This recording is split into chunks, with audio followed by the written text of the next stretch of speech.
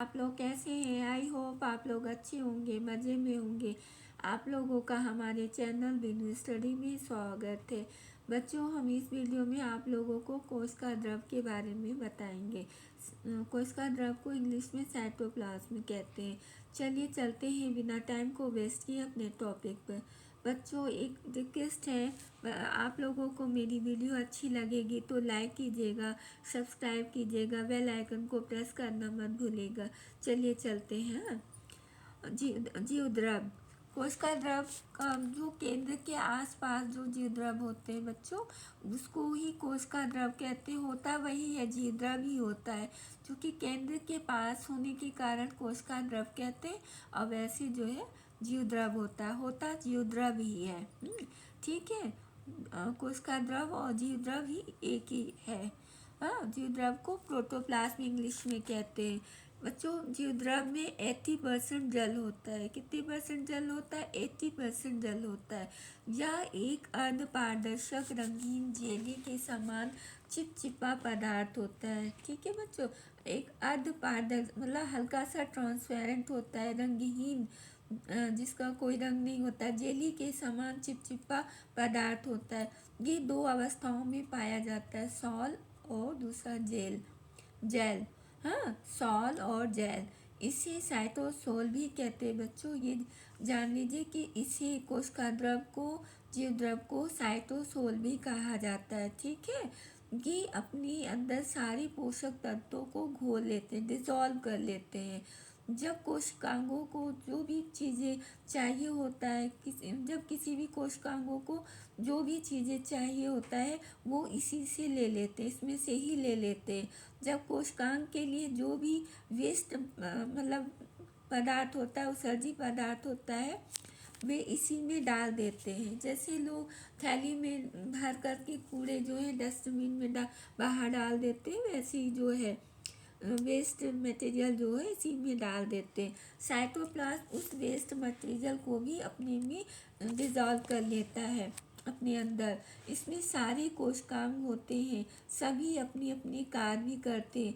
ये कोशिका के शेप को कंट्रोल करते हैं। हाँ, शेप का वो तो प्लाज्मा झिल्ली तो करती ही है, साथ में ये भी कोशिका द्रव ही कोशिका की शेप को कंट्रोल करते हैं। ठीक है। ये सारे कोशिकांग बच्चों इसी कोशिका द्रव में होते हैं।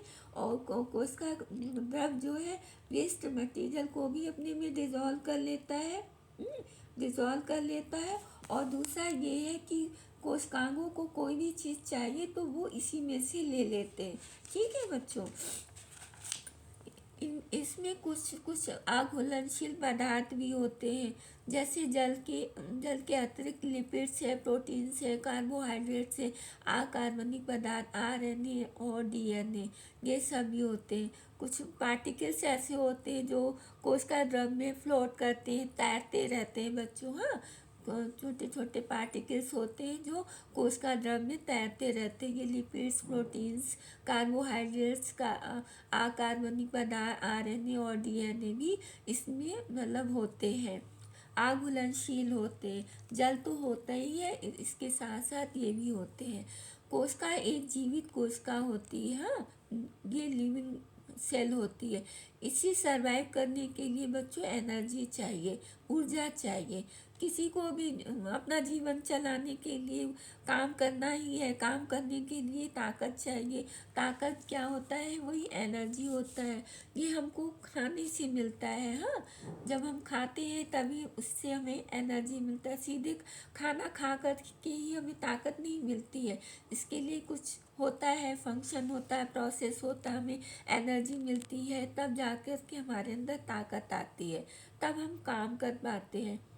तो ये कोशिका श्वसन में मदद करते हैं।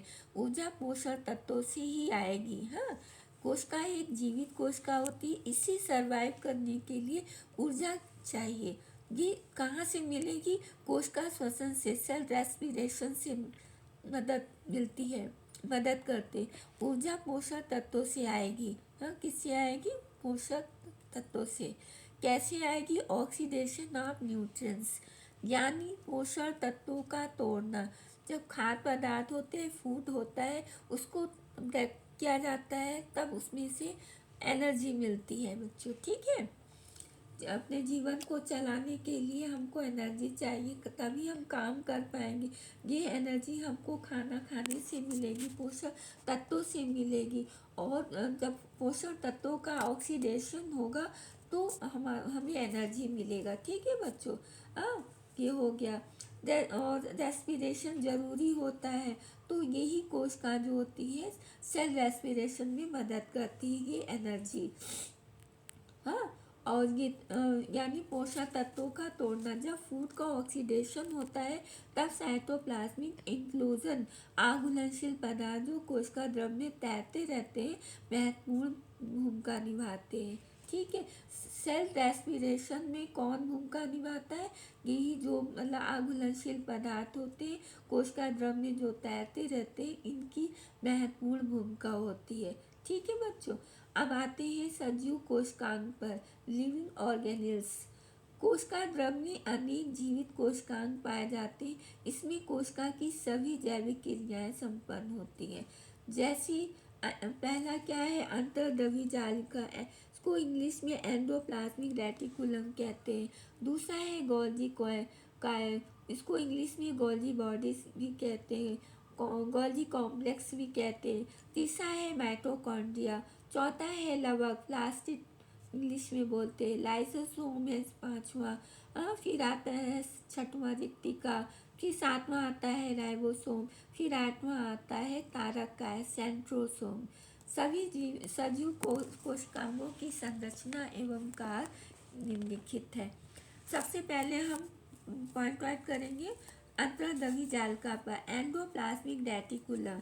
ठीक है बच्चों, ये केंद्रक झिल्ली न्यूक्लियर मेम्ब्रेन से लेकर कोशिका झिल्ली के पास तक फैली रहती है। हाँ, नलकाकार होती, ट्यूबुलर लाइक स्ट्रक्चर होता है। ये कई आकार में पाए जाते हैं, इनके शेप कई प्रकार के होते हैं, जैसे राउंड हुआ, सिस्टर्नी के रूप में पाए जाते। अलग अलग कोशिका होती है तो अलग अलग शेप में होते हैं। अंतर्द्रव्य जालिका की रचना निम्नलिखित 3 प्रकार की रचनाओं से होती है। चलिए चलते हैं इसके। पहला है सिस्टर्नी, इस तरीके से होता है।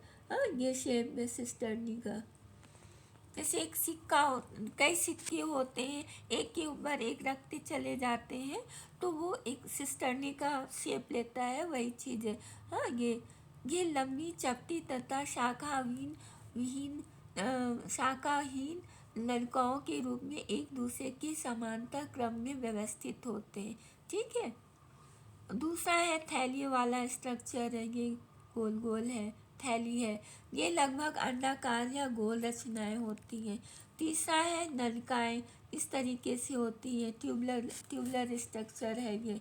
ठीक है बच्चों, ये छोटी सपाट शाखान्वित, ये वाली तो शाखाहीन थी।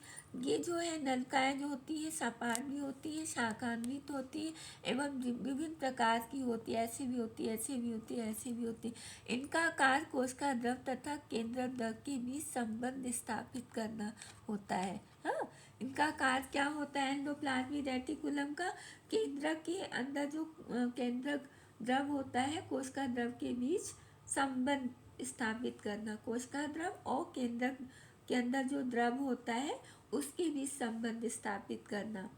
ये है बच्चों, ये डायग्राम है ना एंडोप्लाज्मिक रेटिकुलम। एंडोप्लाज्मिक रेटिकुलम बच्चों 2 प्रकार के होते हैं। एक होती खुरदुरी रफ एंडोप्लाज्मिक रेटिकुलम, उसे RER कहा जाता है। रफ एंडोप्लाज्मिक रेटिकुलम को शॉर्ट में क्या बोलते हैं, RER। हाँ, और दूसरा होता है चिकनी एंडोप्लाज्मिक रेटिकुलम, चिकनी अंतर्द्रव्य जालिका, स्मूथ एंडोप्लाज्मिक रेटिकुलम, SER। क्या बोलते हैं, SER। रफ को क्या बोलते हैं, रफ एंडोप्लाज्मिक रेटिकुलम को RER, और स्मूथ एंडोप्लाज्मिक रेटिकुलम को SER कहते हैं। बच्चों, इसके बारे में डिटेल में चर्चा हम अगली वीडियो में करेंगे। हाँ, ठीक है बच्चों, एक बार हम यहाँ पर रिपीट कर देना चाहते हैं बच्चों, यहाँ पर जीवित जीव द्रव के बारे में। हाँ, जब कोशिकांग के लिए जो भी वेस्ट पदार्थ होता है तो इसी में डाल दिया जाता है। साइटोप्लाज्म उस वेस्ट मटेरियल को भी अपने में डिजॉल्व कर लेता है, अपने में मतलब डाइजेस्ट कर लेता है, मिला लेता है। इसमें सारे कोशिकांग होते हैं, सभी अपने अपने कार्य इसी में परफॉर्म करते हैं। ये कोशिका के शेप को कंट्रोल करते हैं, ये तो ठीक है।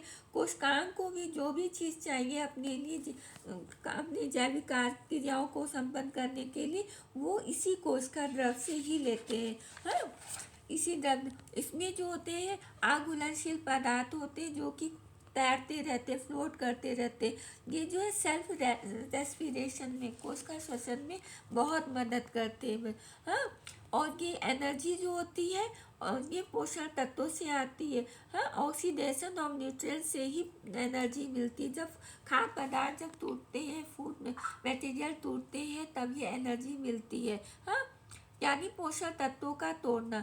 जब फूड का ऑक्सीडेशन होता है बच्चों, तब साइटोप्लाज्मिक इंक्लूजन जो उसमें घुले रहते हैं घुलनशील पदार्थ जो कोशिका द्रव में तैरते रहते हैं, यही अपना महत्वपूर्ण इम्पॉर्टेंट रोल निभाते हैं।